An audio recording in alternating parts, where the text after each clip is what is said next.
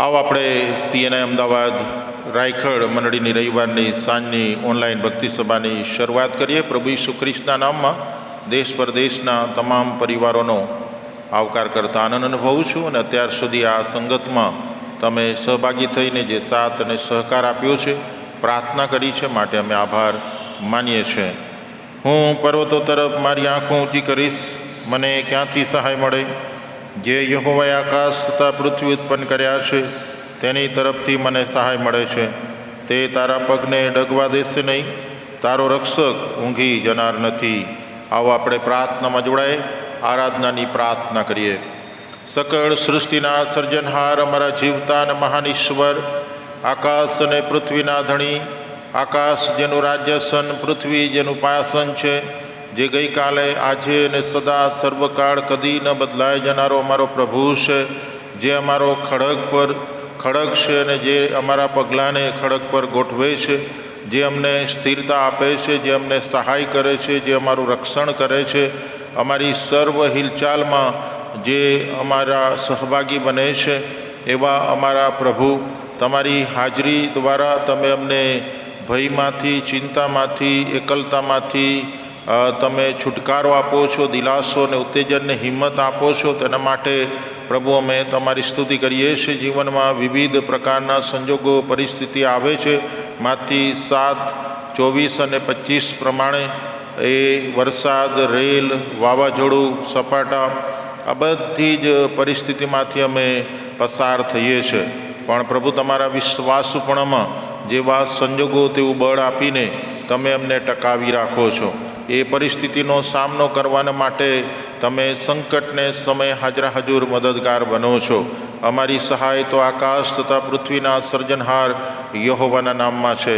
તેના માટે અમે સ્તુતિ કરીએ છીએ, ધન્યવાદ આપીએ છીએ. અને એવા ઈશ્વરનું ભજન કરવાના માટે આ રવિવારની સાંજની વેળાએ ટેકનોલોજીના માધ્યમ દ્વારા ઓનલાઈન ભક્તિ સભામાં અમે દેશ પરદેશના પરિવારો તરીકે એકત્રિત થયા છે.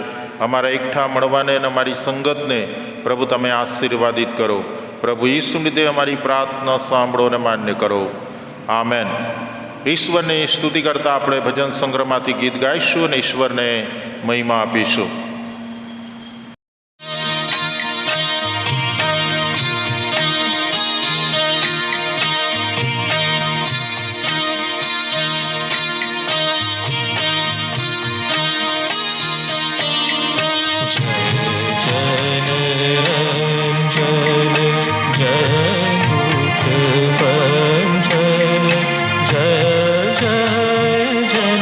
सुख भाई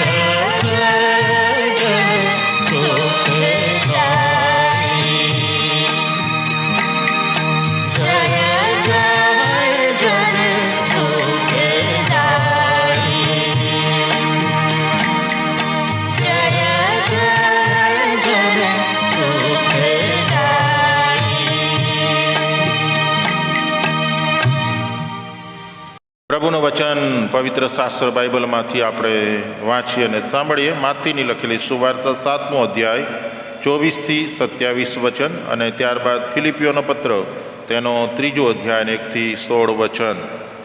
બે શાસ્ત્રપાઠ અત્યારે આપણે વાંચીશું. માથી 7:24થી 27. એ માટે જે કોઈ મારી આ વાતો સાંભળે છે અને પાડે છે તેને એક ડાહ્યા માણસની ઉપમા આપવામાં આવશે કે જેણે પોતાનું ઘર ખડક પર બાંધ્યું અને વરસાદ વરસ્યો ને રેલ આવીને વાવાઝોડા થયા ને તે ઘર પર સપાટા લાગ્યા, પણ તેનો પાયો ખડક પર નાખેલો હતો માટે તે પડ્યું નહીં. અને જે કોઈ મારી આ વાતો સાંભળે છે ને પાડતો નથી તેને એક મૂર્ખ માણસની ઉપમા આપવામાં આવશે કે જેણે પોતાનું ઘર રેતી પર બાંધ્યું અને વરસાદ વરસ્યો ને રેલ આવીને વાવાઝોડા થયા ને તે ઘર પર સપાટા લાગ્યા ને તે પડી ગયું અને તેનો નાશ મોટો થયો. ફિલિપીઓનો પત્ર તેનો 3જો અધ્યાય અને 1થી 16 વચન આપણે સાંભળીએ. PAN number 196. છેવટે મારા ભાઈઓ, પ્રભુમાં આનંદ કરો. તમને એને એ જ વાતો લખતા મને કંટાળો આવતો નથી, પણ તે તમારા સંરક્ષણને વાસ્તે છે. કૂતરાઓથી સાવધ રહો, દુષ્કૃત્યો કરનારાઓથી સાવધ રહો, વ્યર્થ સુન્નતથી સાવધ રહો, કેમ કે આપણે દેવના આત્માની સેવા કરનારા તથા ખ્રિસ્ત ઈસુમાં અભિમાન કરનારા તથા દેહ પર ભરોસો ન રાખનારા ખરા સુન્નતિ છે. તો પણ દેહ પર ભરોસો રાખવાનું મારે પણ કારણ છે. જો બીજો કોઈ ધારે કે તેને દેહ પર ભરોસો રાખવાનું કારણ છે તો મને તેના કરતાં વિશેષ છે. 8મે દાડે સુન્નત પામેલો, ઇસરાયેલના સંતાનનો, બિન્યામીનના કુળનો, હિબ્રુઓનો હિબ્રુ, નિયમશાસ્ત્ર સંબંધી ફરોશી, ધર્મના આવેશ સંબંધી મંડળીને સતાવનાર, નિયમશાસ્ત્રના ન્યાયપણા સંબંધી નિર્દોષ. પણ જે વાના મને લાભકારક હતા તે મેં ખ્રિસ્તને લીધે હાનિકારક ગણ્યા. વળી ખ્રિસ્ત ઈસુ મારા પ્રભુના જ્ઞાનની શ્રેષ્ઠતાને લીધે હું એ બધાને હાનિ જ ગણું છું. એને લીધે મેં સગડાનું નુકસાન સહન કર્યું અને તેઓને કચરો જ ગણું છું, જેથી હું ખ્રિસ્તને પ્રાપ્ત કરું અને તેની સાથે એકરૂપ થાઉં. અને નિયમશાસ્ત્રના પાલનથી મારું જે ન્યાયપણું છે તે નહીં, પણ ખ્રિસ્ત પરના વિશ્વાસ દ્વારા દેવથી જે ન્યાયપણું વિશ્વાસથી મળે છે તે મારું થાય. એ માટે કે હું તેને તથા તેના પુનરુત્થાનના સામર્થ્યને તથા તેના દુઃખોના ભાગ્યાપણાને જાણું, એટલે તેના મરણને અનુરૂપ થાઉં. અને જો હું કંઈ પણ રીતે મુયલાના પુનરુત્થાનને પહોંચું, હજી સુધી હું બધું સંપાદન કરી ચૂક્યો છું કે સંપૂર્ણ થયો છું એમ નહીં, પણ જેને સારું ખ્રિસ્ત ઈસુએ મને પકડી લીધો તેને હું પકડી લઉં માટે હું આગળ ધસું છું. ભાઈઓ, મેં પકડી લીધું છે એમ હું ગણતો નથી, પણ એક કામ હું કરું છું, એટલે કે જે પછવાડે છે તેને વિસરીને અને જે આગળ છે તેની તરફ ધાઈને ખ્રિસ્ત ઈસુમાં દેવના સ્વર્ગીય આમંત્રણના ઇનામને વાસ્તે નિશાનની ભણી આગળ ધસું છું. માટે આપણામાંના જેટલા પૂર્ણ છે તેટલાએ એવી જ મનોવૃત્તિ રાખવી. અને જે કોઈ બાબત વિશે તમને જુદી મનોવૃત્તિ હોય તો દેવ એ પણ તમને પ્રગટ કરશે. તો પણ જે ધોરણ સુધી આપણે પહોંચ્યા છીએ તે જ ધોરણ પ્રમાણે આપણે ચાલીએ. આ પ્રભુનું વચન છે. વાંચેલા અને સાંભળેલા વચન દ્વારા પ્રભુ આપણને આશીર્વાદ આપો. મારે માટે ફરીથી ગીત આપણે ગાઈશું અને દેવના વચનને માન આપીશું.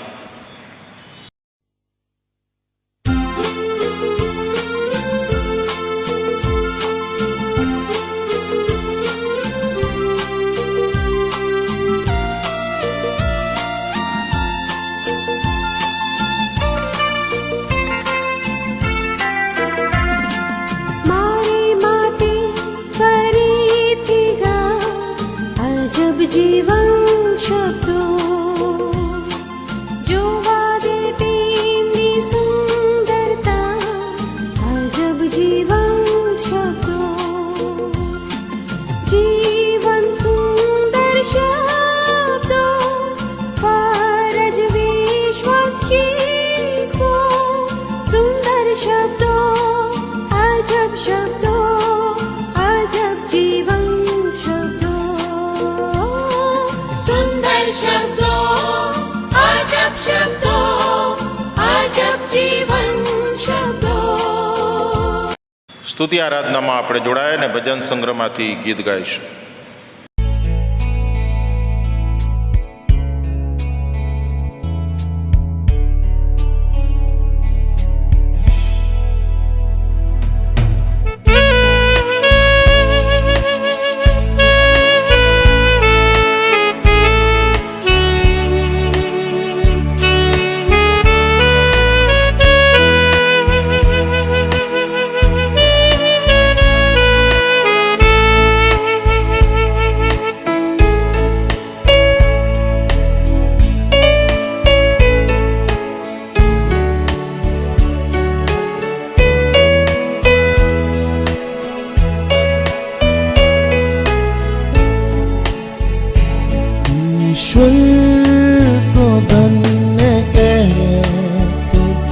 जिसने बनाया हमको उसको प्रणाम करते, जिसने रचाया हमको ईश्वर को धन्य कहते, जिसने बनाया हमको उसको प्रणाम करते, जिसने रचाया हमको सारे की आशीषों को जो दी उसी ने हमको, सारे की आशीषों को जो दी उसी ने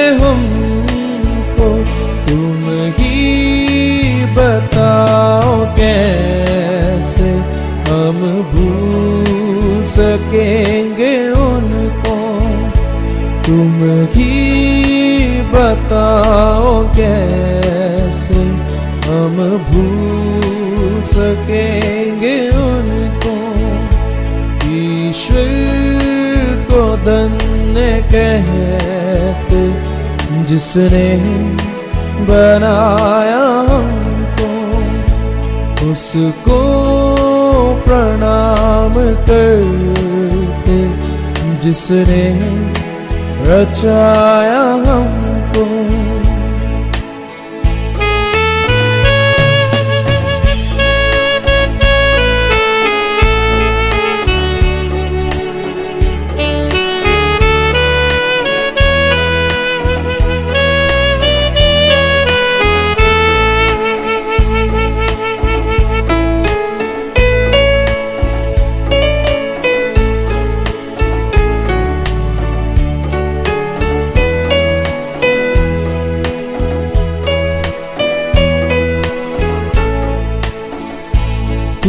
तूफान जैसे उठते जीवन के सागरों में, तूफान जैसे उठते जीवन के सागरों में, गर यीशु को डाके थम जाएंगे क्षणों में, गर यीशु को डाके थम जाएंगे क्षणों में।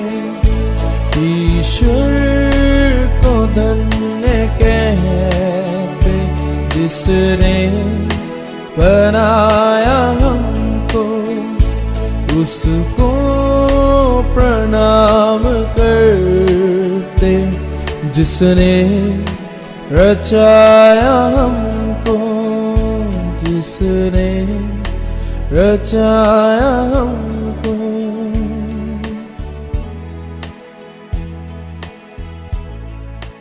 ખબર સાંભળીએ. પ્રભુ ઈસુ ખ્રિસ્તના નામમાં સીએનઆઈ અમદાવાદ રાયખળ મંડળીની રવિવારની સાંજની ઓનલાઈન ભક્તિ સભામાં દેશ પરદેશના મંડળી અન્ય ધર્મી મિત્રો તમામનો આવકાર કરતા આનંદ અનુભવું છું અને અત્યાર સુધીના આપ સર્વના સાથ અને સહકારની કદર કરું છું. જે લિંક તમને મોકલવામાં આવે છે એકબીજાને મોકલીને તમે સતત સહકાર આપતા રહેશો અને આ સેવાને માટે પ્રાર્થના કરતા રહેશો. જે અઠવાડિક સેવા પ્રવૃત્તિઓ થાય છે મંડળીમાં એના માટે પ્રાર્થના કરશો. રવિવારની સવારની ભક્તિ સભા 8:30 વાગે મળે છે. ભક્તિ સભા બાદ સન્ડે સ્કૂલના બાળકોને શિક્ષણ આપવામાં આવે છે અને અઠવાડિયા દરમિયાન બુધવારે સાંજે 6 થી 7 પ્રાર્થના સંગત પ્રભુ મંદિરમાં મળે છે. શુક્રવારે સવારે ઉપવાસ પ્રાર્થના થાય છે પ્રભુ મંદિરમાં. સાંજે 7:30 વાગે યુથ બાઇબલ અભ્યાસ મળે છે અને શનિવારે સાંજે 7:30 વાગે ક્વાયર પ્રેક્ટિસ થાય છે. આ બધી જ સેવાઓને માટે આપ પ્રાર્થના કરતા રહેશો. અને અઠવાડિયા દરમિયાન મમતા ડિસ્પેન્સરી સાંજે 4:30 થી 6:30 ચાલે છે કમ્પાઉન્ડમાં. એની સાથે પ્રાર્થના કરવામાં આવે છે અને વિવિધ ડૉક્ટરો નિયમિત રીતે સેવા આપી રહ્યા છે. આ સેવાને માટે પ્રાર્થના કરતા રહેશો. અઠવાડિયા દરમિયાન જે સેવાઓ થઈ છે, ખાસ કરીને ગયા રવિવારે ભક્તિ સભા પછી ડૂબકીનું બાપ્તિસ્મા સિયોન સેલ્વિન ક્રિશ્ચન અને રોબિન ઠાકોરને આપવામાં આવ્યું અને ત્યારબાદ સિયોનના બાપ્તિસ્મા પ્રસંગે આભાર સ્તુતિની સભા ચર્ચ હોલમાં રાખવામાં આવી. અઠવાડિયા દરમિયાન સ્ટેપી ઠક્કર નો વોર્ડ હરિપુરા હાટકેશ્વર ના કુટુંબોની જે મુલાકાત 3 દિવસ દરમિયાન લેવામાં આવી અને એમાં ઈમુબા હેરી અંકલ પણ સાથે રહ્યા, ઘરો બતાવ્યા અને જેમના ઘરે વર્ષ દરમિયાન હું કદી ગયો નથી એવા કુટુંબોની મુલાકાત લીધી છે. અને જે કદાચ કુટુંબો બાકી રહી ગયા હશે, કોઈના ઘરે હું કદી આવ્યો નથી, તો તમે તમારું નામ અને સરનામું અમને આપશો જેથી મુલાકાત લઈ શકાય. આ અઠવાડિયામાં ડેનિસભાઈ અને સોનિયાબેન ક્રિસ્ટી નો વોર્ડની મુલાકાત જસોદાનગર વિસ્તાર અને મણિનગર વિસ્તારની લેવામાં આવશે. જેમના ઘરે હું નથી ગયો એવા ઘરોમાં જ અમે મુલાકાત લઈ રહ્યા છે, એની ખાસ રીતે નોંધ લેશો અને આ મુલાકાતને માટે પ્રાર્થના કરશો. અમદાવાદ વિભાગના બાળક મંડળની મિટિંગ જસોદાનગર ગ્રેસ ચર્ચમાં રાખવામાં આવી અને વિવિધ સેવા પ્રવૃત્તિનું આયોજન કરવામાં આવ્યું છે. કપલ રિટ્રીટ અને સિનિયર સિટીઝન રિટ્રીટ નું આયોજન છે આગામી દિવસોમાં. એના માટે પ્રાર્થના કરશો અને અમદાવાદ વિભાગના મંડળીના જુવાનો માટે યુથ ગોસ્પલ કેમ્પનું આયોજન જુદી જુદી મંડળીઓ અને ગ્રુપ પાડવામાં આવ્યા છે અને વિવિધ સ્થળોમાં આ આયોજન કરવામાં આવ્યું છે, તો એના માટે પ્રાર્થના કરતા રહેશો. સીએનઆઈ અમદાવાદ રાયખડ ક્વાયર તથા અમદાવાદ વિભાગની મંડળીઓના સહકારમાં પ્રેઝ એન્ડ વર્શિપ કાર્યક્રમ તારીખ 27/8/22 શનિવારે સાંજે 6 થી 8 સીએનઆઈ અમદાવાદ રાયખડ ચર્ચમાં રાખવામાં આવે છે. જેમાં રેવરન્ડ તાહિરા મસી અને લેફ્ટનન્ટ જનરલ અજય મસી જેઓ સીએનઆઈ ચંદીગઢ ડાયોસીસના છે અને એમણે બહુ અદ્ભુત ને અજાયબ રીતે ગીતો, સંદેશો અને સાક્ષીની સેવા આપી અને દેશ પ્રદેશના મોટી સંખ્યામાં ભાઈ બહેનો જોડાઈ શક્યા. વિવિધ મંડળીના ક્વાયર, સંગીત પ્રેમીઓ પણ એમાં જોડાયા અને બહુ અદ્ભુત ને અજાયબ આશીર્વાદિત સમય રહ્યો. પ્રભુ મંદિર ઉપરાંત જલશોલ અને ચર્ચ કમ્પાઉન્ડમાં LCD ટીવી અને ખુરશીની વ્યવસ્થા કરવામાં આવી કે જેથી કરીને ગુજરાતભરમાંથી મોટી સંખ્યામાં આવેલા લોકો સારી રીતે આ સેવાનો લાભ લઈ શકે, આશીર્વાદ પ્રાપ્ત કરી શકે.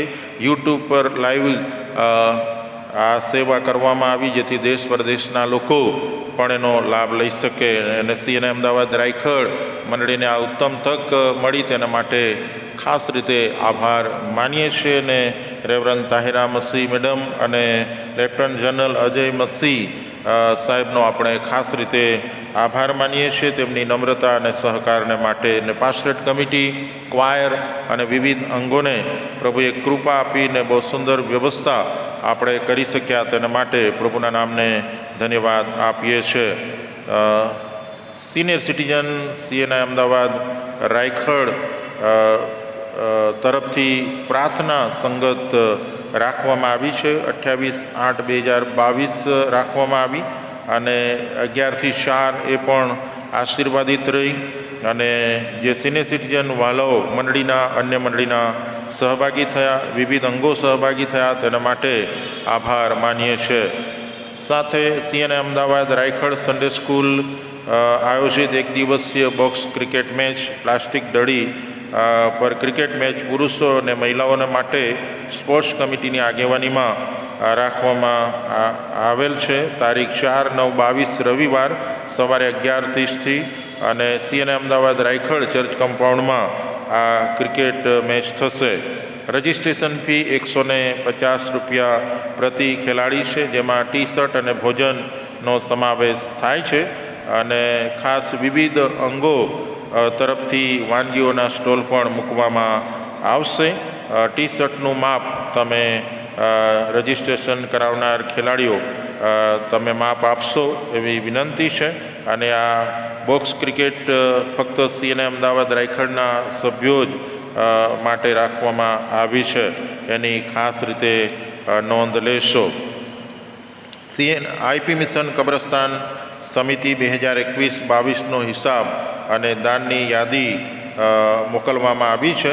આઈપી મિશન પુનરુત્થાન બાગને સ્વચ્છ, સુઘડ અને વ્યવસ્થાથી સજ્જ બનાવવા વ્યક્તિ, કુટુંબ તથા મંડળી તરફથી જે પ્રાર્થના, શુભેચ્છા તથા અર્થરૂપી દાનો પ્રાપ્ત થયા તે બદલ માન્ય પાળક સાહેબ, કમિટી સભ્યો તથા મંડળીના દેશ પરદેશના તથા અન્ય મંડળીના તમામ દાતા મિત્રોનો આભાર માનવામાં આવ્યો છે. વર્ષ 21-22માં કુલ આવક 8,88,447 પ્રાપ્ત થઈ.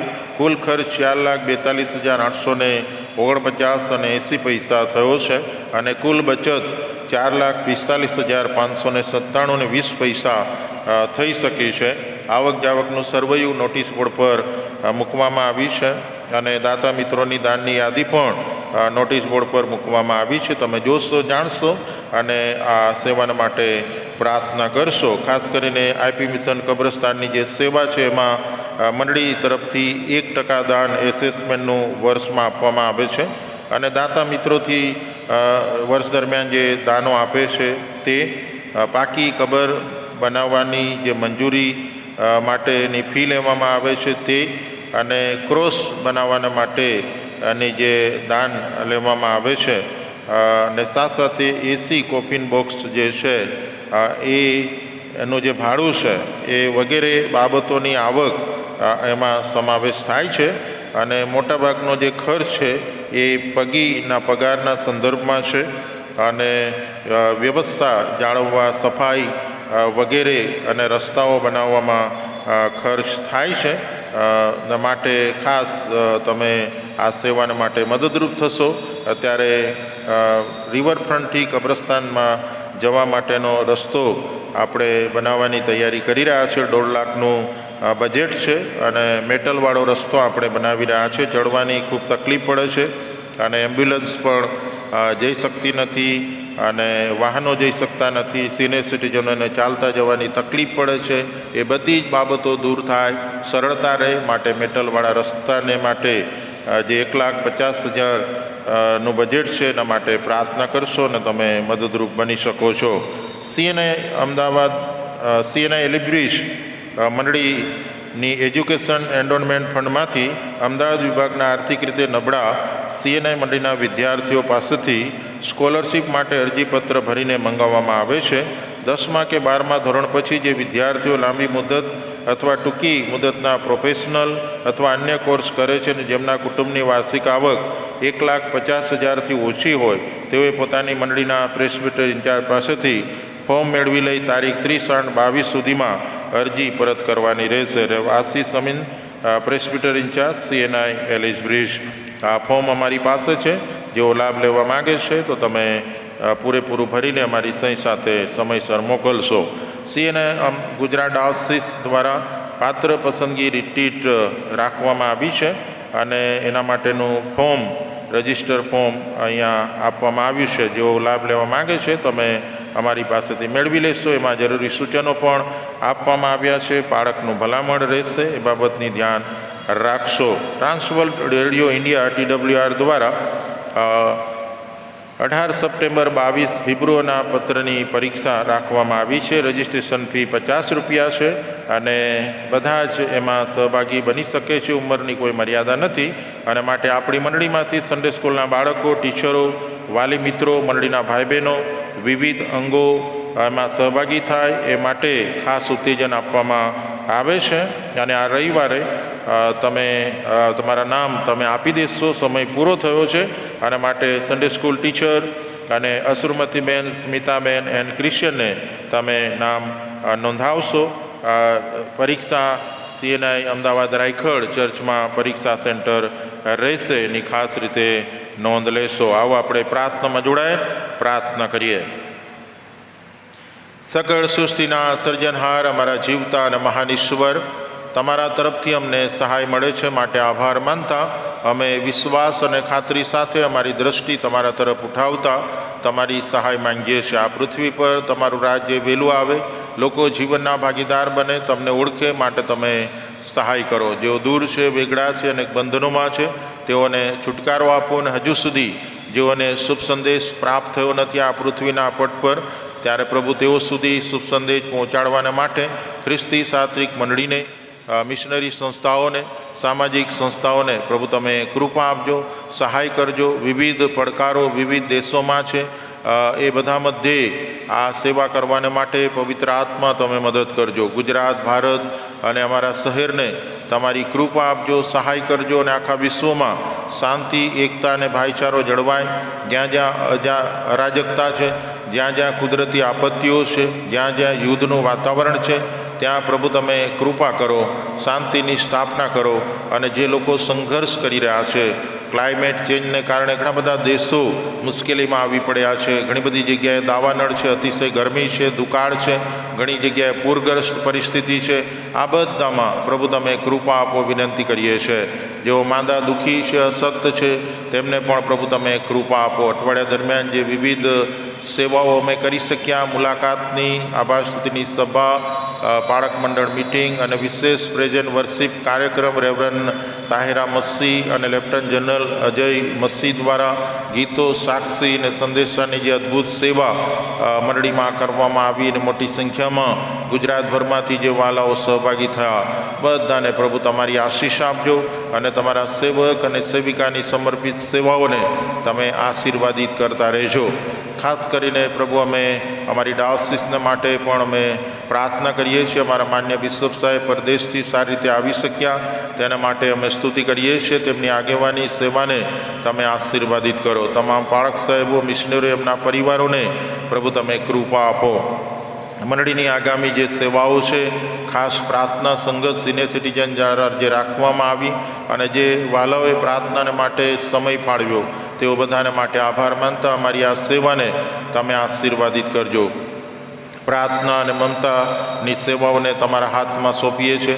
વિવિધ અંગોની સેવાઓને તમારા હાથમાં સોંપીએ છીએ. અને આવતા રવિવારે જે ટુર્નામેન્ટનું આયોજન કરવામાં આવ્યું છે ચર્ચ કમ્પાઉન્ડમાં, તેને પણ તમે આશીર્વાદિત કરજો અને એ અદ્ભુતને અજાયબ આનંદનો, એકતાનો, સંગતનો સમય બની રહે એ માટે તમારી સહાય માંગીએ છીએ. અને એની તમામ વ્યવસ્થાઓમાં પ્રભુ તમે સહાયતા કરજો. અમે બધા તમારા હાથમાં સોંપાતા અમે ખાસ પ્રાર્થના કરીએ છીએ પ્રભુ, જે વાલાઓ સંઘર્ષ કરી રહ્યા છે તેઓને માટે, જે લોકો અસ્થિર થયા છે, નિરાશ થયા છે, ડગી ગયા છે, નાસીપાસ થયા છે, તેઓને પ્રભુ તમે ખડક પર તેમના ડગલાને તમે ગોઠવો એવી વિનંતી કરીએ છીએ. જુદા જુદા પ્રશ્નો, મૂંઝવણો, મુશ્કેલીઓથી જેઓ પીડાય છે તેમને પણ તમે કૃપા આપો. પાત્રની જેઓ શોધમાં છે તેમને યોગ્ય પાત્રની ભેટ મળે માટે તમે સહાય કરો અને માટે પાત્ર પસંદગી રિટ્રીટને તમે આશીર્વાદિત કરજો. સાથે સાથે વિવિધ મંડળીઓની જે વિવિધ સેવાઓ છે તેને પણ તમે આશીર્વાદિત કરો. દેશ પરદેશના અમારા કુટુંબો છે તેમને તમે સંભાળો, સાચવો, આશીર્વાદિત કરો. આઈપી મિશન કબ્રસ્તાનમાં જે મેટલવાળો રસ્તો બનાવવાનો છે અને એની જે જરૂરિયાત છે તેને માટે પણ અમે પ્રાર્થના કરીએ છીએ. લોકોને જે કંઈ મુશ્કેલી પડે છે એના નિવારણને માટેના પ્રયત્નને તમે આશીર્વાદિત કરો એવી અમે વિનંતી કરીએ છીએ. દાતા મિત્રોને પ્રભુ તમે કૃપા આપજો. હવે પછીના સમયમાં તમારા હાથમાં સોંપાય છે. આજના વચનો સમજવા, શીખવા, આધીન થવાને માટે પવિત્ર આત્મા તમે મદદ કરો. પ્રભુ ઈસુ લીધે અમારી પ્રાર્થના સાંભળો અને માન્ય કરો. આમેન. આ સમયે ખાસ ગીત આપણે સાંભળીશું અને ત્યારબાદ વચનની સેવામાં જોડાઈશું.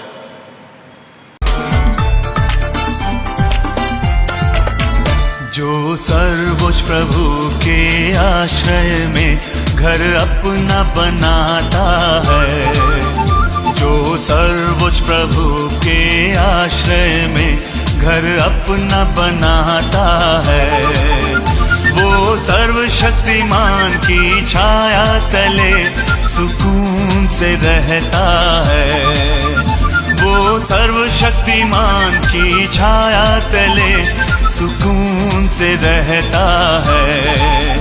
वो सहारा तेरा, वही गढ़ है तेरा, वही तेरा खुदा, वो भरोसा तेरा, अपने पंखों से घेर लेगा तुझे, अपने बाजू तले पन्हा देगा तुझे, उसकी सच्चाई है ढाल से पर सदा तुझे जो बचाता है, जो सर्वोच्च प्रभु के आश्रय में घर अपना बनाता है, जो सर्वोच्च प्रभु के आश्रय में घर अपना बनाता है।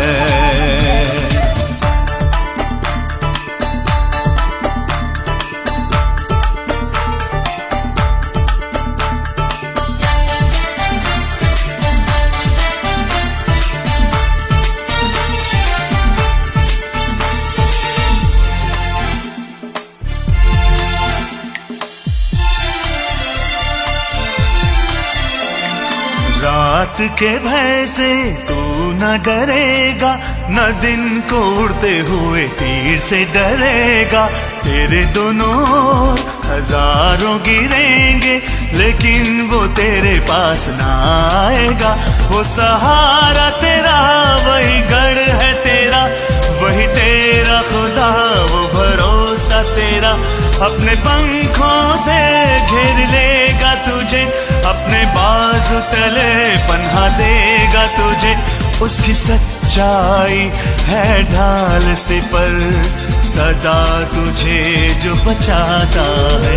जो सर्वोच्च प्रभु के आश्रय में घर अपना बनाता है। जो सर्वोच्च प्रभु के आश्रय में घर अपना बनाता है।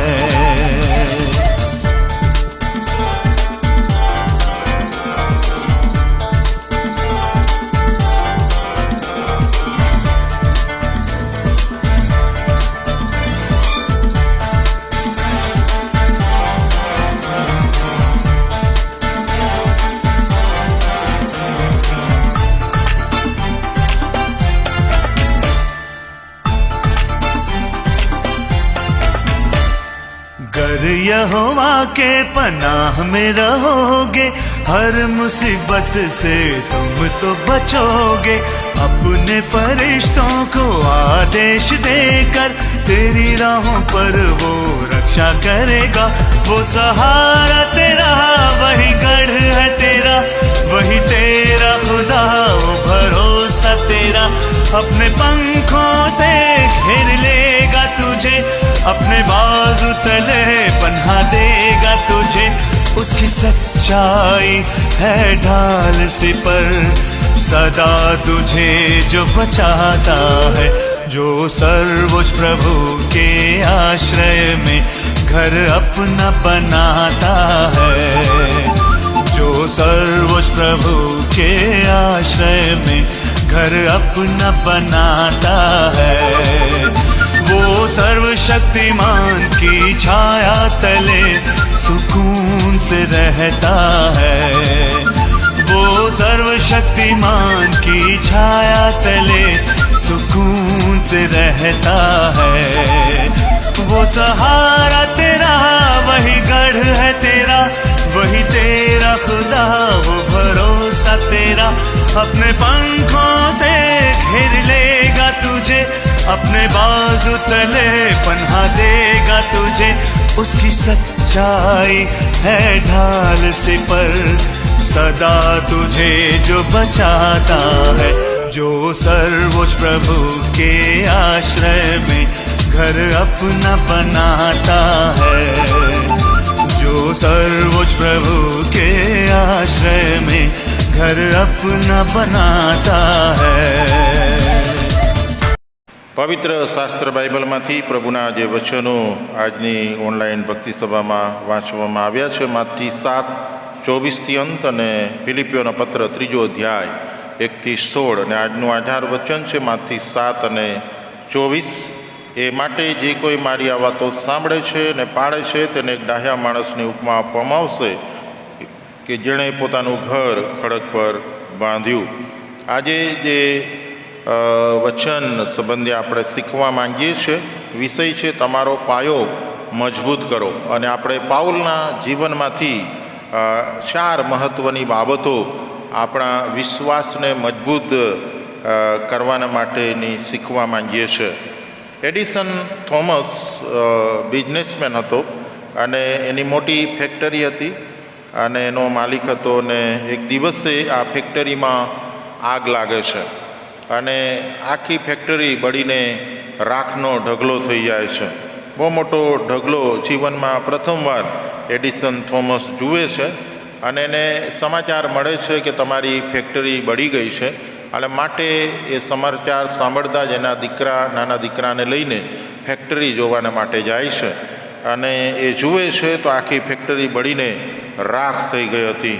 અને પછી એ નાના દીકરાને કહે છે કે તારી મમ્મીને તું અહીંયા બોલાવી લાવ. અને દીકરો પોતાના ઘરે જાય છે અને મમ્મીને બોલાવી લાવે છે. અને એડિસન થોમસની પત્ની જ્યારે એ ફેક્ટરી બળી ગયેલી જુએ છે, રાખનો ઢગલો જુએ છે કે જેણે પ્રથમવાર જિંદગીમાં એવી બાબત જોઈ હતી, ત્યારે એ પોતે બેભાન થઈ જાય છે અને પડી જાય છે.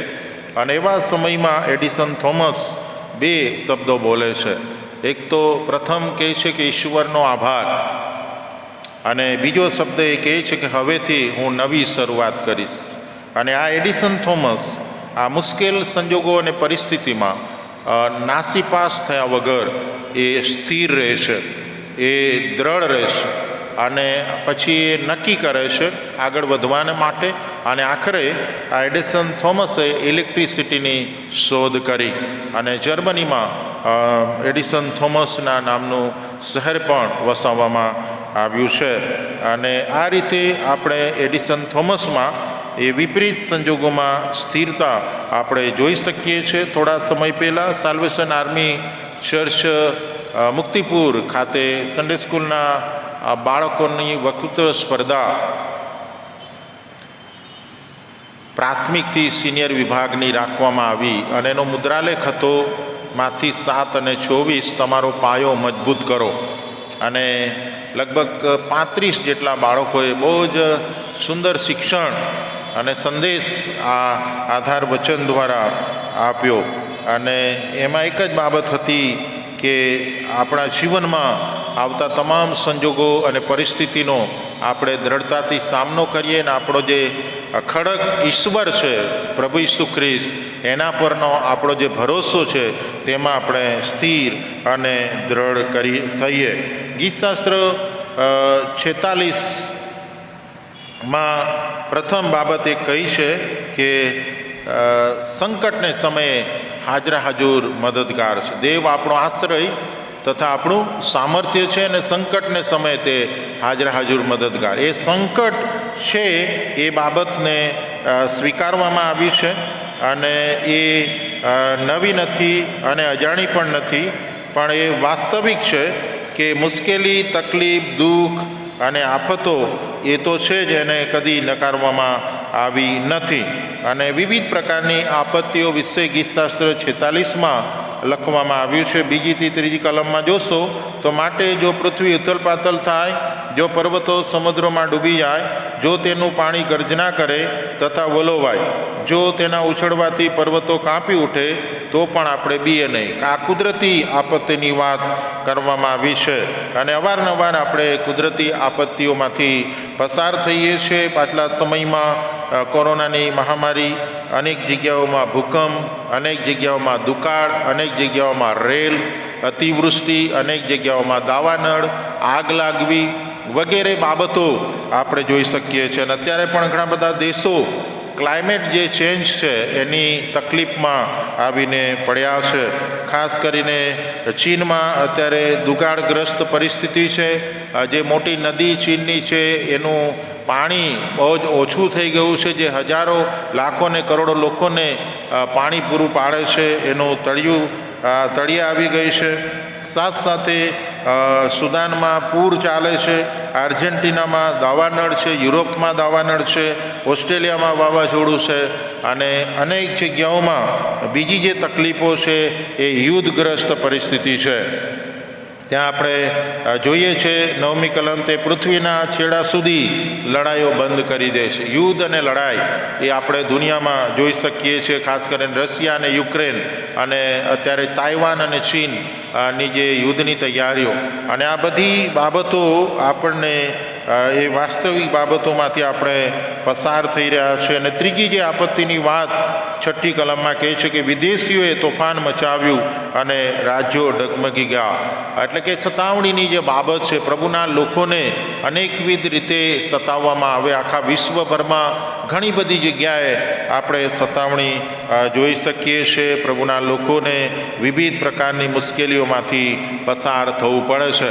અને આવી જે પરિસ્થિતિઓ છે, સતાવણી હોય, કુદરતી આપત્તિ હોય, યુદ્ધગ્રસ્ત પરિસ્થિતિ હોય, રોગચાળો હોય, એ બધામાં આપણે કઈ રીતે એનો સામનો કરી શકીએ, કઈ રીતે આપણે મજબૂત રહી શકીએ, એ બાબત વિશે પાઉલ પ્રેરિત આપણને બહુ અદ્ભુત ને અજાયબ શિક્ષણ પોતાના જીવનમાંથી આપે છે. અને ફિલિપીઓનો પત્ર તેના 3 અધ્યાયમાં બહુ ઊંડાણપૂર્વક પોતાના જીવનનો અનુભવ ની વહેંચણી કરતા એ જણાવે છે. 4 મહત્ત્વની બાબતો આપણે પાઉલના જીવનમાંથી જોઈ શકીએ છીએ કે એનો પાયો ખડક પર નાખેલો હતો અને માટે એ ડગ્યો નહીં, એ પડ્યો નહીં. અને એના માટેની પ્રથમ બાબત એ તો ઈશ્વરની ઓળખ. ફિલિપીઓનો પત્ર 3 અધ્યાય 5 થી 8 વચન જો તમે જોશો, પાન નંબર 196, તો ત્યાં પ્રથમ બાબત લખવામાં આવી છે 5મી કલમથી. 8મે દાડે સુન્નત પામેલો ઇસરાયેલના સંતાનનો, બિન્યામીનના કુળનો, હિબ્રુઓનો હિબ્રુ, નિયમશાસ્ત્ર સંબંધી ફરોશી, ધર્મના આવેશ સંબંધી મંડળીને સતાવનાર, નિયમશાસ્ત્રના ન્યાયપણા સંબંધી નિર્દોષ. પણ જે વાના મને લાભકારક હતા તે મેં ખ્રિસ્તને લીધે હાનિકારક ગણ્યા. વળી ખ્રિસ્ત ઈસુ મારા પ્રભુના જ્ઞાનની શ્રેષ્ઠતાને લીધે હું એ બધાને હાનિ જ ગણું છું. એને લીધે મેં સગડાનું નુકસાન સહન કર્યું અને તેને કચરો જ ગણું છું, જેથી હું ખ્રિસ્તને પ્રાપ્ત કરું.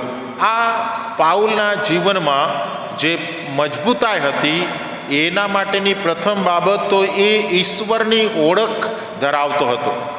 જીવંત ઈશ્વરની ઓળખ ધરાવવી અથવા ઓળખ પામવી. અને એના માટે પ્રેરિતોના કૃત્યો અને 9મા અધ્યાયમાં એનો જે દમસ્કનો જે અનુભવ છે એ અનુભવ ત્યાં લખવામાં આવ્યો છે. પ્રેરિતોના કૃત્યો તેનો 9મો અધ્યાય. અને ત્યાં એ જીવંત ઈશ્વરની ઓળખ એ પામે છે. 3, 4 કલમ. તે ચાલતા ચાલતા દમસ્ક પાસે પહોંચ્યો ત્યારે એવું બન્યું કે એકાએક તેની આસપાસ આકાશમાંથી પ્રકાશ ઝબૂક્યો. તે ભોંય પર પડી ગયો અને તેની સાથે બોલતી એક વાણી તેણે સાંભળી કે સાઉલ, સાઉલ, તું મને કેમ સતાવે છે? ત્યારે તેણે કહ્યું કે પ્રભુ, તું કોણ છે? તેણે કહ્યું કે હું ઈસુ કે જેને તું સતાવે છે.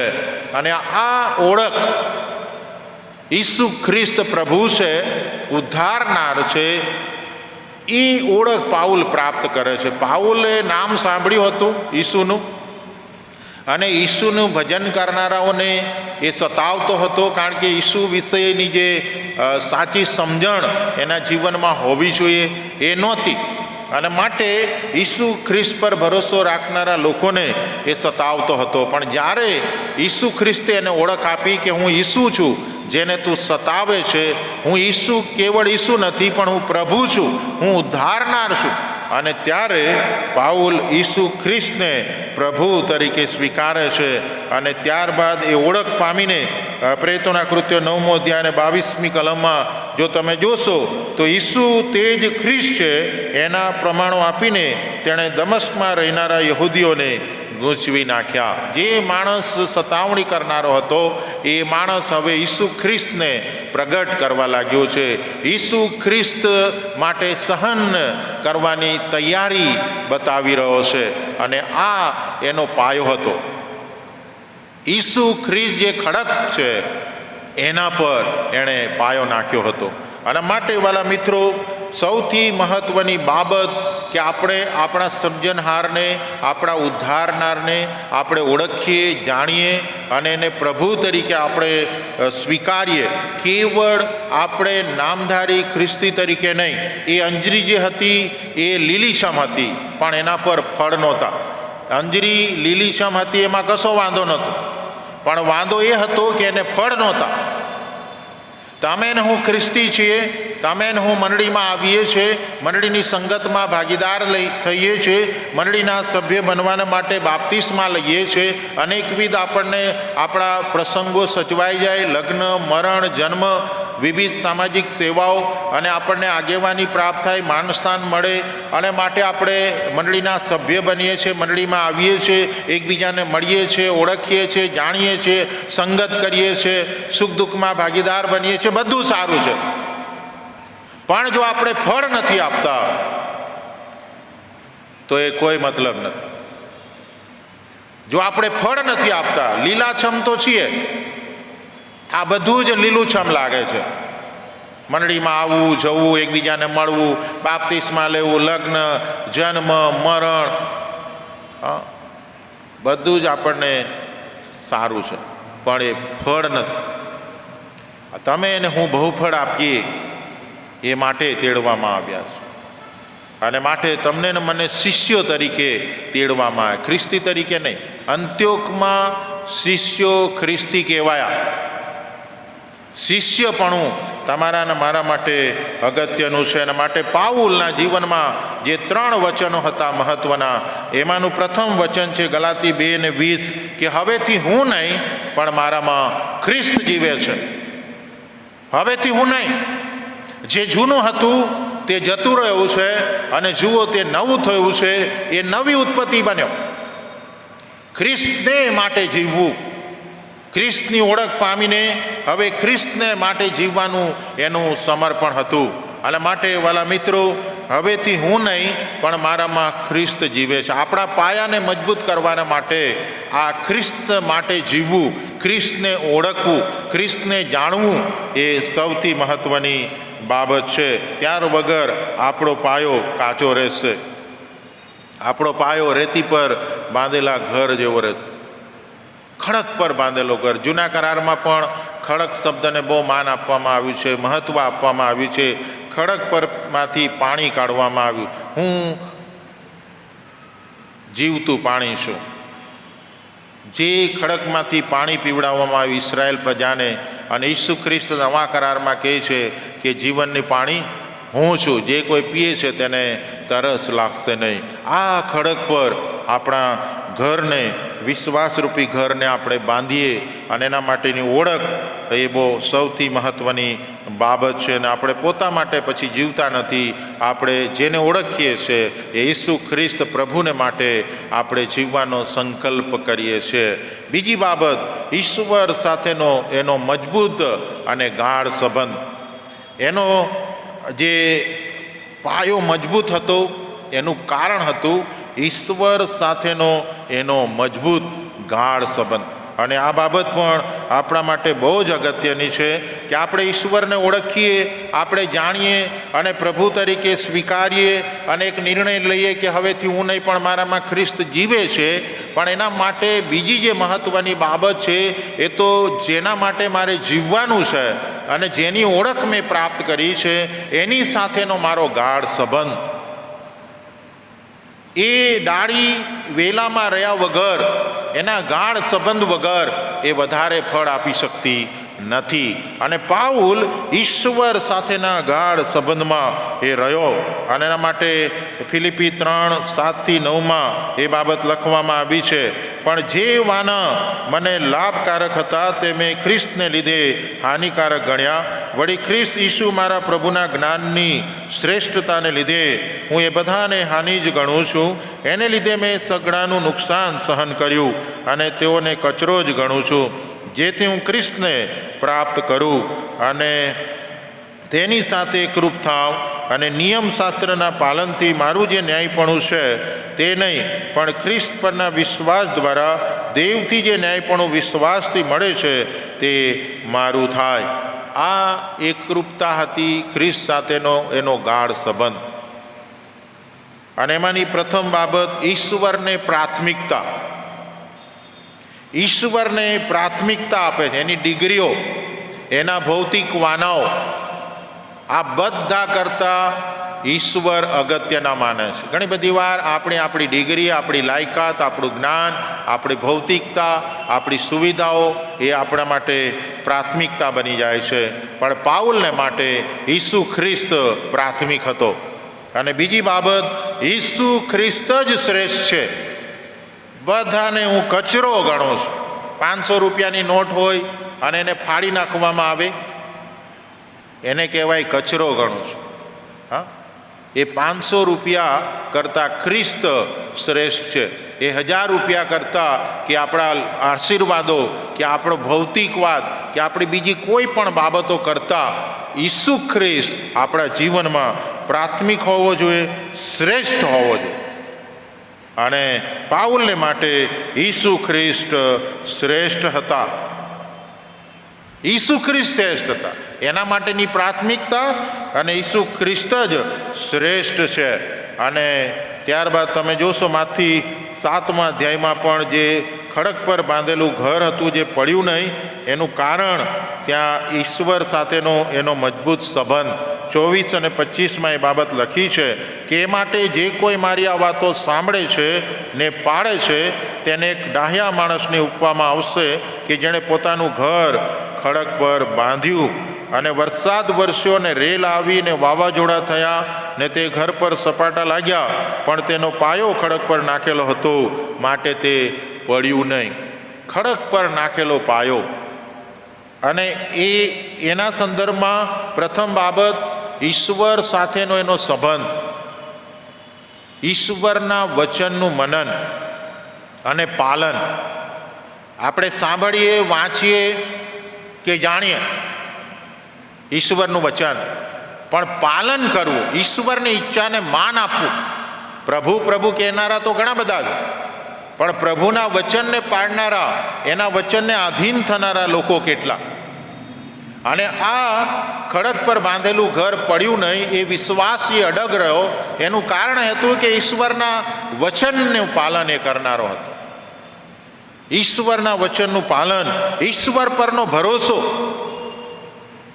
ઈશ્વર પરનો ભરોસો અને પ્રાર્થના.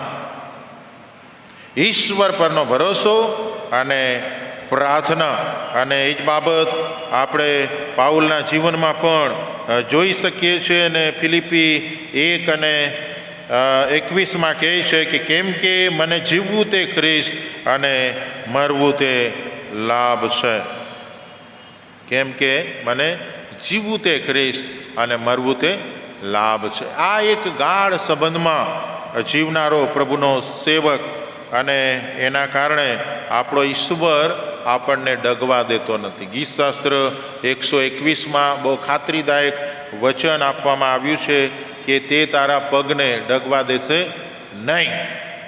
અને ગીત કરતા દાઉદ પણ ગીતશાસ્ત્ર 40માં અને ગીતશાસ્ત્ર 56માં એ પોતાના અનુભવો વર્ણવે છે કે જે ખડક પર હું મારી મેળે ચડી શકતો નથી, એ ખડક પર તું મને લઈ જજે.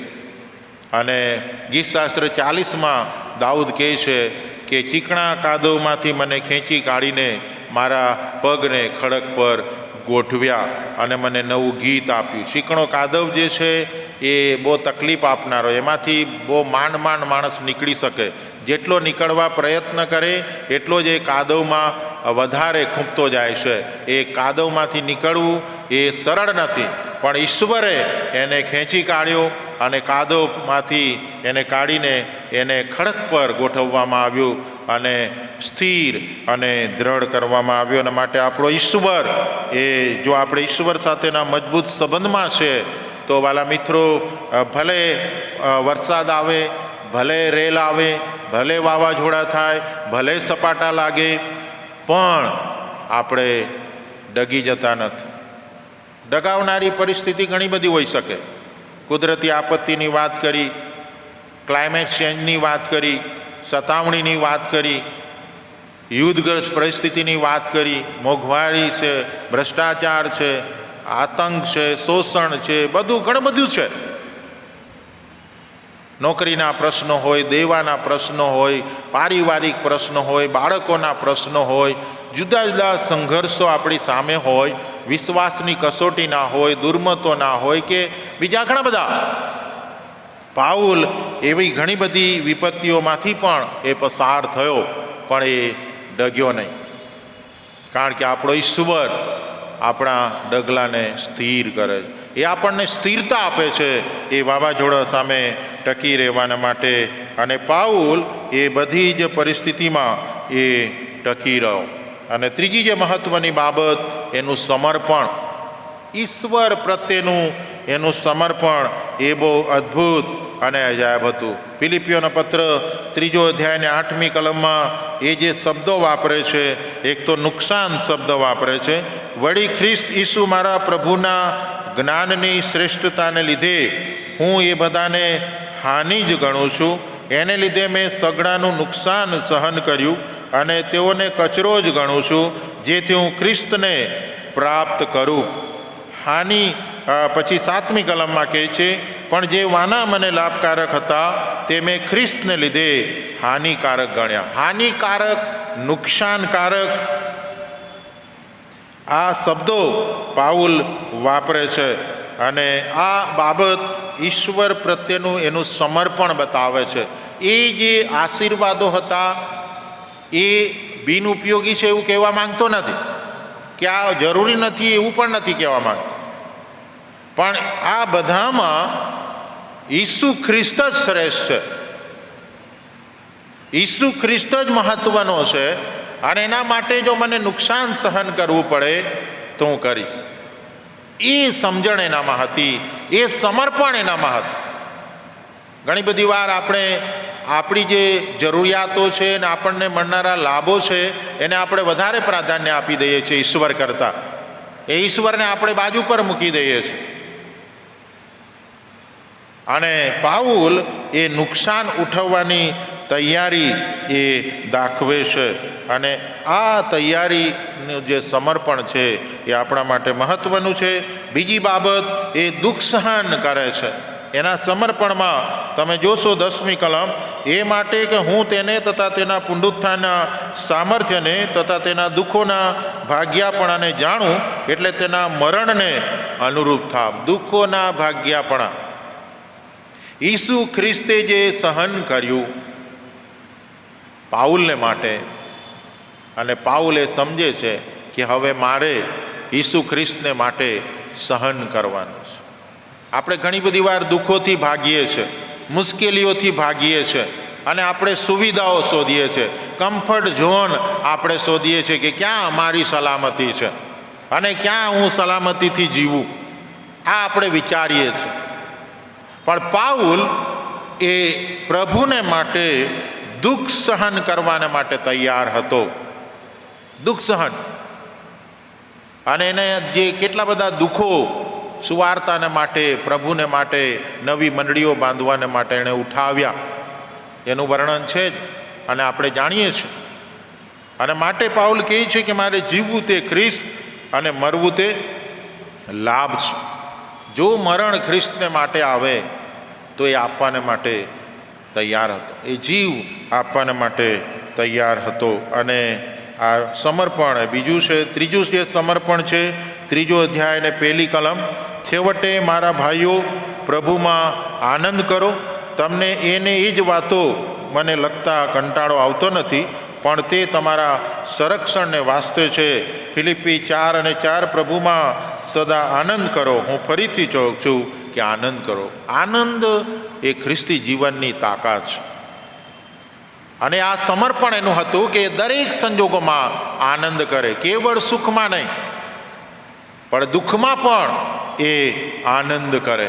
અને એડિસન થોમસ જ્યારે એની ફેક્ટરી બળી ગઈ અને ફેક્ટરી બળેલી ફેક્ટરીને જુએ છે, એ રાખના ઢગલાને જુએ છે, ત્યારે ઈશ્વર તરફ દ્રષ્ટિ કરીને ઈશ્વરનો આભાર માને છે કે ઈશ્વર તારો આભાર. એ ફરિયાદ કરી શક્યો હોત, ગુસ્સે થઈ શક્યો હોત, નિરાશ થઈ શક્યો હોત, પણ એ પ્રભુનો આભાર માને છે. પ્રભુમાં આનંદ કરો, કારણ કે આપણી તાકાત છે. અને દરેક દેશો સંરક્ષણ ખાતાને માટે, એ મિલિટરીને માટે, યુદ્ધને માટે ઘણા બધા સાધનો વસાવે છે. સૌથી વધારે પૈસા એમાં નાખવામાં આવે છે સલામતી માટે, સંરક્ષણ ખાતાને માટે.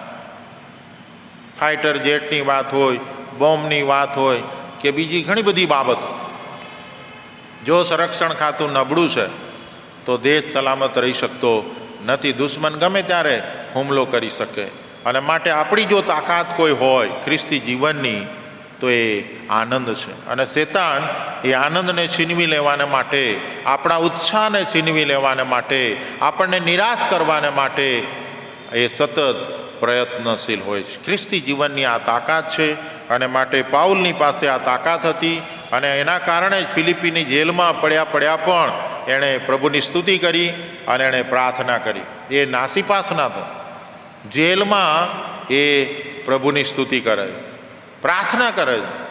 અને એ જ પાઉલ કહે છે કે પ્રભુમાં સદા આનંદ કરો. અને ફિલિપી 4:6 કહે છે કે કશાની ચિંતા ના કરો, પણ દરેક બાબતમાં પ્રાર્થના તથા આભાસ વિનંતીઓ વડે આભાસ સ્તુતિ સહિત તમારી અરજો દેવને જણાવો. પ્રાર્થના કરો. પાઉલ પ્રાર્થના કરે, દાઉદ પ્રાર્થના કરે.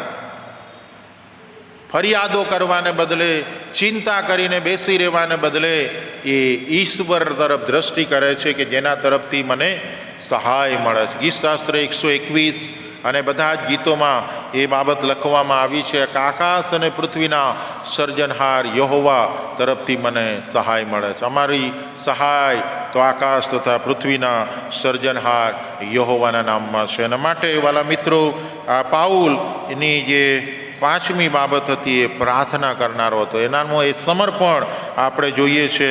અને 6ઠ્ઠી બાબત એ આભાર સ્તુતિ કરે છે. હા, દરેક સંજોગોમાં આભાર સ્તુતિ. મળે તો પણ આભાર, ના મળે તો પણ આભાર, સુખ છે તો પણ આભાર, દુઃખ છે તો પણ આભાર, સફળતા છે તો પણ આભાર, નિષ્ફળતા છે તો પણ આભાર, સતાવણી છે તો પણ આભાર, ને શાંતિ છે તો પણ આભાર. બધા જ સંજોગોમાં આભાર સ્તુતિનું વલણ એ અપનાવે છે. અને 6ઠ્ઠી જે મહત્ત્વની બાબત 4થો અધ્યાય અને 11થી 12 કલમમાં લખી છે કે હું તંગાસને લીધે બોલું છું એમ નહીં, પણ કેમ કે જે અવસ્થામાં હું છું તેમાં સંતોષથી રહેવાને હું શીખ્યો છું. ગરીબ થવું હું જાણું છું, તથા ભરપૂર હોવું પણ હું જાણું છું. હર પ્રકારે તથા સર્વ બાબતમાં તૃપ્ત થવાને તથા ભૂખ્યો રહેવાને તેમજ પુષ્કળ પામવાને અને તંગીમાં રહેવાને હું શીખેલો છું. જે મને સામર્થ્ય આપે છે તેની સહાયથી હું બધું કરી શકું. સુખમાં, દુઃખમાં, ભરપૂરીપણામાં અને તંગાસમાં પણ એ સંતોષથી રહેવાનો શીખ્યો. ગરીબાઈ કે ભરપૂરીપણું, ગરીબાઈ, તંગાસ, મુશ્કેલી, અસુવિધાઓ, એ બધા મધ્યે એને જીવતા આવડતું હતું. મહેનત કરીને ખાતા આવડતું હતું. અને એ એનું સમર્પણ હતું. અને માટે વિશ્વાસ સાથે કહી શક્યો કે જે મને સામર્થ્ય આપે છે તેની સહાયથી હું બધું કરી શકું છું. 2 મહત્ત્વની બાબત. ખાવા માટે જીવીએ છીએ કે જીવવા માટે ખાઈએ છીએ? આ પ્રથમ પ્રશ્ન છે. જો આપણો ધ્યેય ખાવા માટે છે તો આપણે ખાવામાં જ ધ્યાન હશે. પણ આપણો ધ્યેય જીવવા માટે છે તો આપણા જીવવામાં ધ્યાન હશે. બીજી બાબત, જીવવા માટે જીવીએ છીએ કે જીતવા માટે જીવીએ છીએ? જીવવા માટે જીવીએ છીએ કે જીતવા માટે જીવીએ છીએ? જીવનમાં કેવળ જીવવા માટે નથી, પણ એવા ઘણા બધા સંજોગો આવે છે કે જેના પર આપણે જીત મેળવવાની છે, વિજય પ્રાપ્ત કરવાનો છે, લડવાનું છે. અને એના માટે આપણે જીવીએ. ડર કે આગે જીત હે, ડર ગયા તો મર ગયા. ડરામણી બાબતો ઘણી બધી આવી શકે, પણ એની આગળ જીત છે. અને તમને ને મને જીતવા માટે તેડ્યા છે, વિજય પ્રાપ્ત કરવાને માટે તેડ્યા. એ પાપ, મરણ કે શેતાનના એ તમામ બંધનો હોઈ શકે, અનેકવિધ તકલીફો હોઈ શકે, એના પર વિજય પ્રાપ્ત કરવાને માટે તેડ્યા. 2 શબ્દો છે. તકલીફ. તકલીફ શબ્દ બહુ તકલીફ આપે છે સાંભળતા જ, પણ એમાં જે શબ્દ જો અમે છૂટો પાડો, તક અને પછી લીફ, તકલીફ. તકલીફ આપણને તક આપે છે. તકલીફ આપણને તક આપે છે. લાગે છે મુશ્કેલી, પણ આપણને એક નવી તક મળે. તકલીફમાં પણ તક સમાયેલી. બીજો જે શબ્દ છે ઇમ્પોસિબલ, એટલે કે અશક્ય, પણ એમાં આઈ એમ આગળ શબ્દ વાપરવામાં આવ્યો છે ને પછી પોસિબલ. ઇમ્પોસિબલ, આઈ એમ જો કરો અને પછી પોસિબલ કરો, હું કરી શકું છું, મને અશક્ય નથી. આઈ એમ એટલે આપણે કરી શકીએ છીએ. પણ ઘણી બધી વાર આપણે મુશ્કેલી જોઈને જ ભાગીએ છીએ, સામનો કરવા આગળ આવતા નથી. ઘણા બધા લોકો નહીં, દાઉદ અને ગોલિયાતની જે વાત છે, તો ઇઝરાયલ પ્રજા તો ગોલિયાતની સામે આવવા જ નહોતી માંગતી. કેટલાય સમયથી ગોલિયાત પડકાર આપતો રહ્યો અને લોકો ભયભીત થઈને જીવતા હતા, અને એવામાં દાઉદ આવ્યો. હવે દાઉદ અને ગોલિયાતની કોઈ સમાનતા છે નહીં, અસમાનતા હતી. ગોલિયાત ક્યાં, દાઉદ ક્યાં. અને એવા સમયમાં દાઉદને માટે તો ઇમ્પોસિબલ બાબત હતી, તકલીફવાળી વાત હતી. પણ એ તકલીફને તકમાં ઝડપી લે છે, તકમાં ફેરવી નાખે છે અને લડાઈમાં ઉતરી પડે છે. ઈશ્વર મને વિજય આપશે. ઈશ્વરના હાથમાં એ બાબતને સોંપે છે કે પ્રભુ, હું મારા પ્રયત્નથી જીતી શકું નહીં, પણ તું મને સહાય કરે. જો તું મને સામર્થ્ય આપે તો હું જરૂર વિજય પ્રાપ્ત, મારી સાથે તું છે અને માટે હું વિજય પ્રાપ્ત કરીશ. હું સામનો કરીશ. અને સામનો કરવાને માટે જાય છે અને ત્યારે વિજય મળે.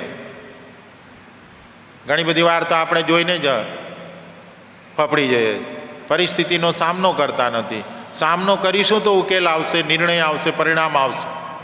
અને જીવનમાં બધી જ વાર જીત મળતી નથી, હાર પણ છે, પણ હારમાં પણ જીત છે. એ બાબત હંમેશા આપણે યાદ રાખીએ. પણ એ પરિસ્થિતિમાં આપણે સામનો કરીએ, ભાગીએ નહીં. તમે અહીંથી પરદેશ ભાગો તો ત્યાં પણ છે જ, અહીંના પ્રશ્નો છે, ત્યાંના પણ પ્રશ્નો છે. આજે ઘણા બધા દેશો ક્લાઇમેટ ચેન્જનો ભોગ બનેલા, જે મેં તમને કહ્યું. અમેરિકામાં પણ ઘણી બધી જગ્યાએ ગરમીની પરિસ્થિતિ છે, ઓસ્ટ્રેલિયામાં વાવાઝોડું છે, સુદાનમાં પૂર આવ્યું છે, ચીનમાં દુકાળ છે, આર્જેન્ટિના અને યુરોપમાં દાવાનળ છે. તો આ પરિસ્થિતિ તો છે. કોરોના ઘણી બધી જગ્યાઓમાં વધારે છે, ઘણી બધી જગ્યાએ યુદ્ધગ્રસ્ત પરિસ્થિતિ છે, યુક્રેન અને રશિયા, અને અત્યારે તાઇવાન અને ચીન. તો આ બધી પરિસ્થિતિઓ તો છે. પણ આપણે અહીંયાથી ત્યાં ભાગીએ કે ત્યાંથી ત્યાં ભાગીએ, પરિસ્થિતિનો સામનો કરતા શીખીએ, ભાગીએ નહીં. અને વાસ્તવિકતાને આપણે સ્વીકારીએ. અશક્ય નથી. સિંહના બિલમાં જવું કે અગ્નિભઠ્ઠીમાં પડવું એ સરળ નહોતું, પણ ઈશ્વરે એમને વિજય અપાવ્યો. અને માટે વાલા મિત્રો, જે સમર્પણ સાથે આપણે જીવવાનું છે, તારો પાયો મજબૂત કર, એ સમર્પણ આપણામાં હોવું જોઈએ. કે જે ખડક પર બાંધેલું ઘર હતું એ પડ્યું નહીં, કારણ કે એનું એક સમર્પણ હતું. એ વરસાદ વરસવો, રેલ આવી કે વાવાઝોડું થવું કે સપાટા લાગવા, એ બધું જ હતું, પણ એ પડ્યું નહીં, કારણ કે એનું એક સમર્પણ હતું ઈશ્વર પ્રત્યે, એનો ભરોસો હતો, એનો આધીનતા હતી. અને ચોથી અને મહત્ત્વની બાબત પાઉલના જીવનમાં એક ધ્યેય હતું. એ ધ્યેય સાથે જીવતો હતો. ફિલિપિયોના પત્ર તેનો 3 અધ્યાય અને 13 થી 14 વચન. ભાઈઓ, મેં પકડી લીધું છે એમ હું ગણતો નથી, પણ એક કામ હું કરું છું, એટલે કે જે પછવાડે છે તેને વિસરીને અને જે આગળ છે તેની તરફ ધાઈને ખ્રિસ્ત ઈસુમાં દેવના સ્વર્ગીય આમંત્રણના ઇનામને વાસ્તે નિશાનની ભણી આગળ ધસો છું. નિશાનની ભણી આગળ ધસો છું. પાઉલની પાસે ચોક્કસ ધ્યેય હતું. ક્યાં મારે જવાનું છે, મારું આખરી રહેઠાણ કયું છે, આ પૃથ્વી પરનું ઘર કે પછી સ્વર્ગીય ઘર. અને પાઉલ એ બહુ સ્પષ્ટ હતો કે મારી નાગરિકતા એ આકાશમાં છે.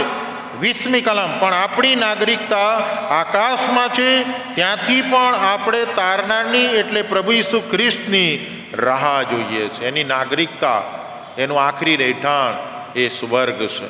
અને બીજી મહત્ત્વની બાબત, જે ઇનામ પ્રભુ આપવાનો હતો, કદી ન કરમાય જનાર મુંગટ, એના તરફ એનું ધ્યાન હતું. એક રમતવીર એ રમતમાં જ્યારે ઉતરે છે ત્યારે એનું ધ્યાન તો એના ઇનામ તરફ હોય છે, કે આ રમતગમતમાં તો ઘણા ઉતર્યા છે, સ્પર્ધકો છે, પણ એ ઇનામ મને મળે. હા, એ ઇનામ મને મળે. એ ધ્યાન અને એના પ્રત્યેનું એનું સમર્પણ, એના પ્રત્યેની મહેનત અને એના પ્રત્યેની એની ડિસિપ્લિન, અને ત્યારે એ ઇનામ મેળવે છે. જે લોકો પૃથ્વી પરના વાના ને પૃથ્વીનું ઇનામ મેળવવા માગે છે, ધ્યાન આપે છે, એ લોકો ભૂતકાળમાં અને વર્તમાનમાં જીવે છે. એ લોકો ભવિષ્યનું વિચારતા નથી. ભૂતકાળ વાગોળ્યા કરે અને વર્તમાનમાં જીવ્યા કરે.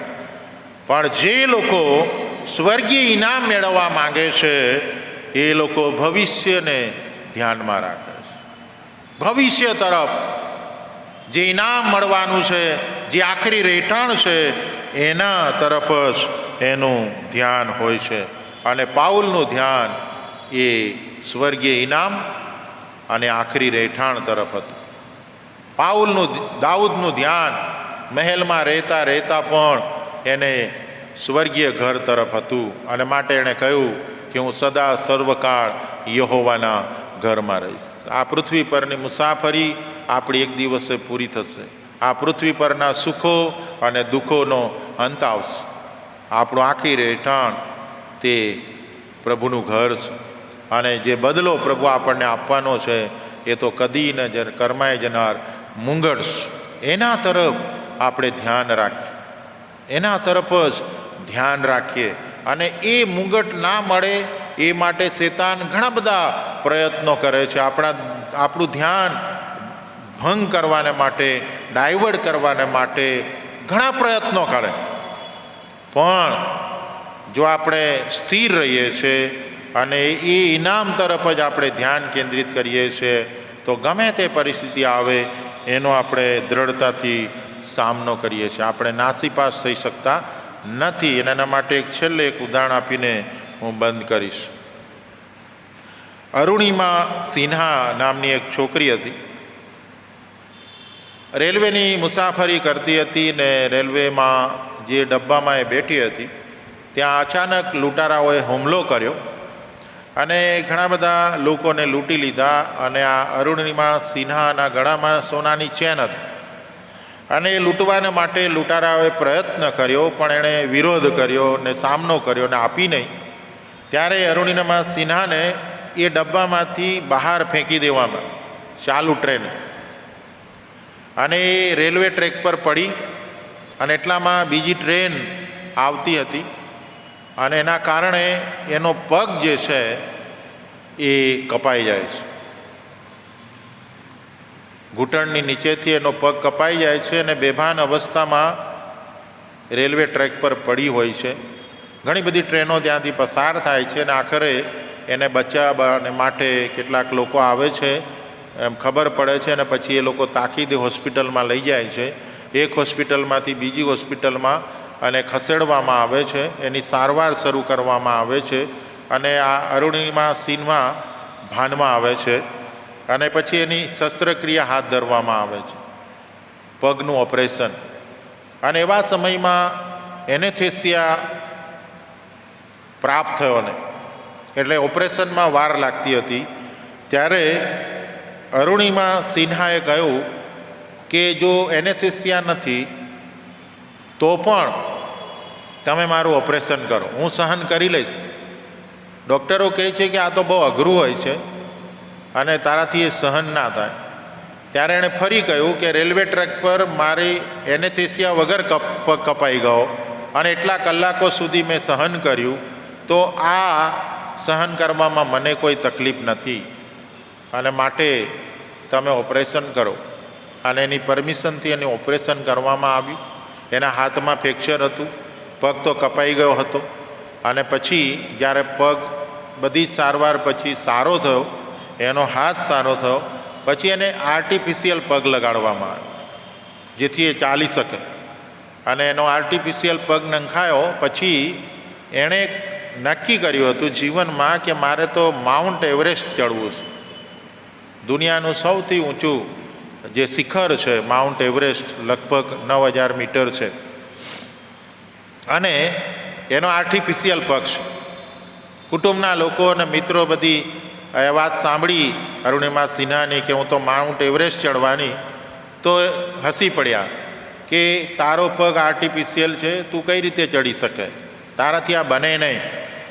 પણ એનો ભાઈ જે હતો, એના ભાઈએ એને સહકાર આપ્યો કે તારી ઈચ્છા છે, તારી જિજ્ઞાસા છે અને તારું એ ધ્યેય છે કે તારે માઉન્ટ એવરેસ્ટ ચડવું છે, તો હું તારી સાથે છું. અને જ્યાં માઉન્ટ એવરેસ્ટ ચડવાની જે સ્કૂલમાં તાલીમ અપાતી હતી ત્યાં એ ગયા, તેની બહેનને લઈને ગયો. અને અરુણિમા સિન્હા એ ત્યાંના જે વહીવટદાર પ્રિન્સિપાલ હતા એમને મળ્યા અને એની સાથે વાત કરી, પ્રિન્સિપાલ સાથે. અને પ્રિન્સિપાલે કહ્યું કે અરુણિમા સિન્હા, તારો પગ સારો નથી, આર્ટિફિશિયલ છે ને આ તારા માટે શક્ય નથી એવરેસ્ટ પર ચડવું. પણ એણે દ્રઢ મનોબળ સાથે કહ્યું કે ના, મારે ચડવું જ છે. મને ખબર છે કે મારો પગ આર્ટિફિશિયલ છે, ગમે તે થાય હું ચડીશ, મને તાલીમ આપો. અને તાલીમ શરૂ કરે છે. પહેલાં તો એને ચાલવાની બહુ બધી તકલીફ પડે છે, એડજસ્ટ થતો નથી પગ. પછી દોડવાનો વાત આવે, ધીમે ધીમે ચાલવા લાગી, ધીમે ધીમે દોડવા લાગી. અને પછી વજન ઉચકવાની વાત આવી, વજન એનાથી ઉચકાય નહીં. અને આ બધી પરિસ્થિતિમાંથી એ પસાર થાય છે, પડી જાય છે, પગમાંથી લોહી નીકળે છે. પણ એ હિંમત હારતી નથી, કારણ કે એનું ધ્યાન એવરેસ્ટ પર ચડવાનું હતું. અને એ અનેકવિધ મુશ્કેલીઓ મધ્યે એની સાથેના જે તાલીમાર્થીઓ હતા એ અરુણિમા સિન્હાને હસતા હતા કે તારાથી આ બનશે જ નહીં, અમે ચડીશું પણ તું નહીં ચડી શકે.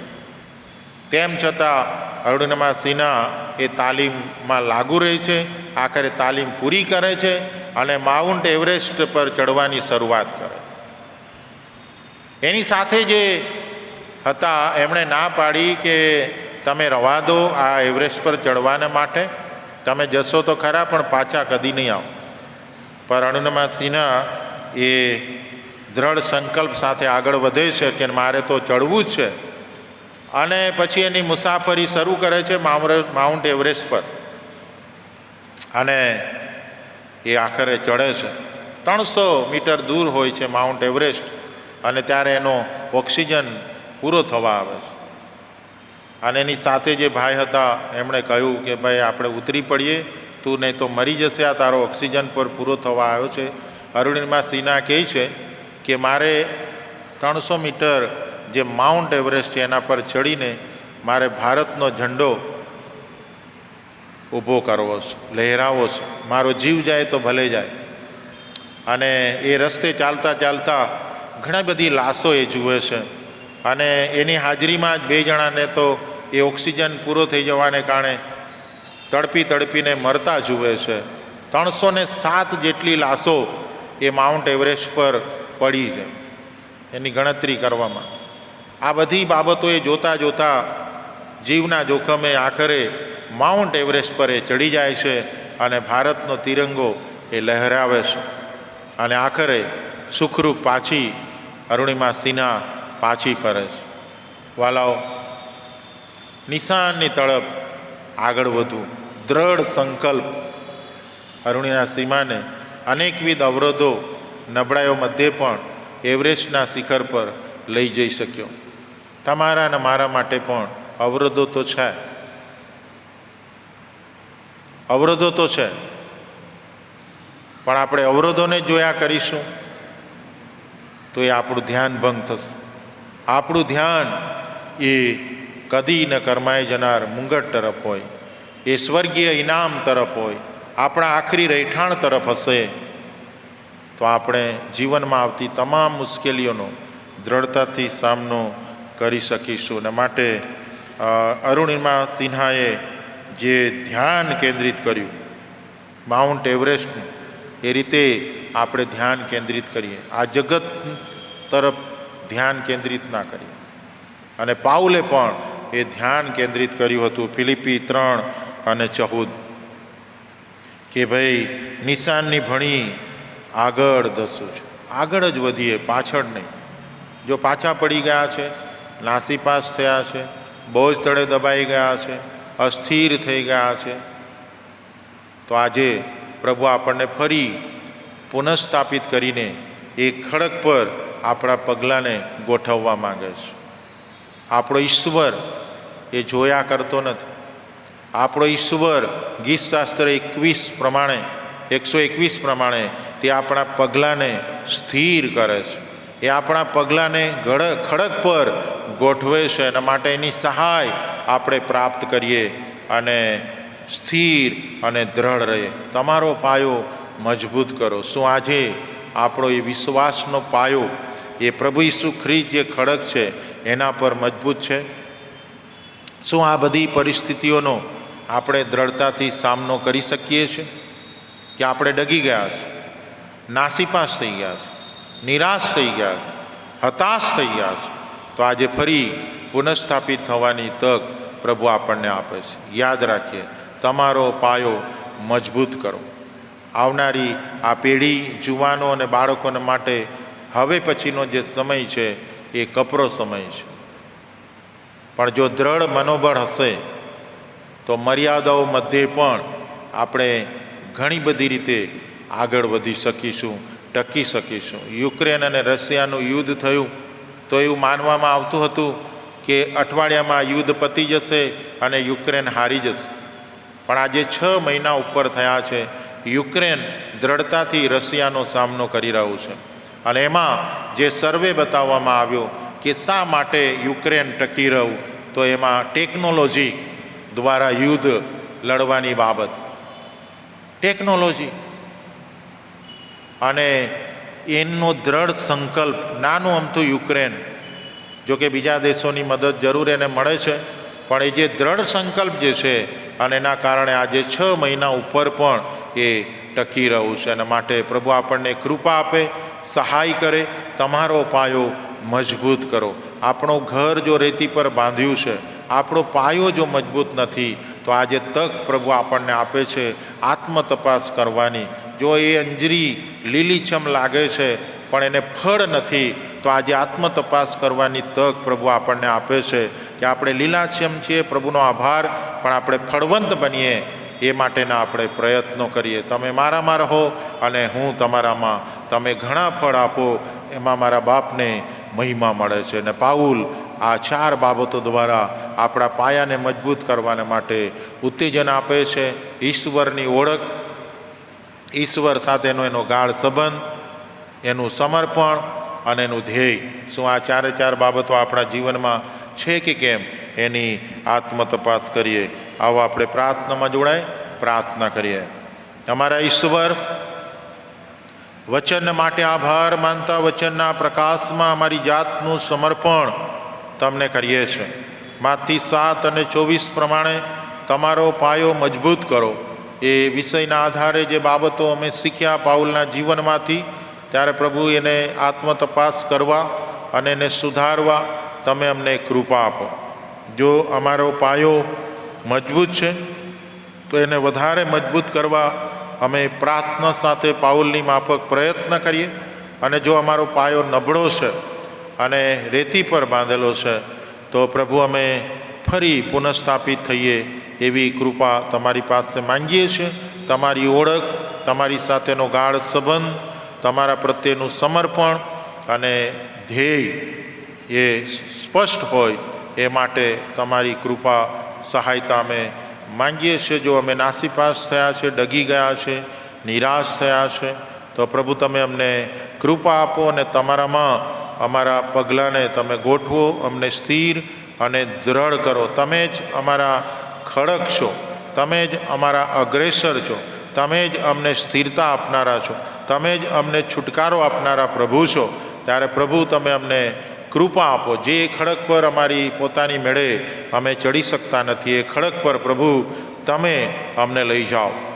અમને સ્થિર અને દ્રઢ કરો, જેથી કરીને ખડક પર બાંધેલા ઘરની માફક અમે તમામ પરિસ્થિતિનો દ્રઢતાથી સામનો કરી શકીએ. પ્રભુ ઈસુ લીધે અમારી પ્રાર્થના સાંભળો અને માન્ય કરો.